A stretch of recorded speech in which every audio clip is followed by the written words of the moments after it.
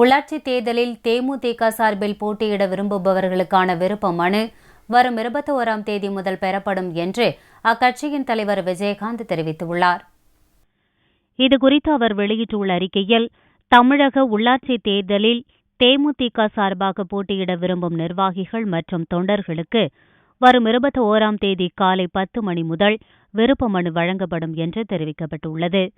அதேபோல் பூர்த்தி செய்யப்பட்ட விண்ணப்பங்களை வரும் 30ஆம் தேதி மாலை 5 மணி வரை பெறப்படும் என்றும் கூறப்பட்டுள்ளது. சென்னை மாநகராட்சி கவுன்சிலர் பதவிக்கான விண்ணப்பங்கள் தலைமை அலுவலகங்களிலும், மற்ற மாவட்டங்களுக்கான விண்ணப்பங்கள் அந்தந்த மாவட்ட கட்சி அலுவலகங்களிலும் வழங்கப்படும் என்றும், பூர்த்தி செய்யப்பட்ட விண்ணப்பங்களை அந்தந்த மாவட்ட பொறுப்பாளர்களிடம் வழங்கலாம் என்றும் விஜயகாந்த் அறிவித்துள்ளார்.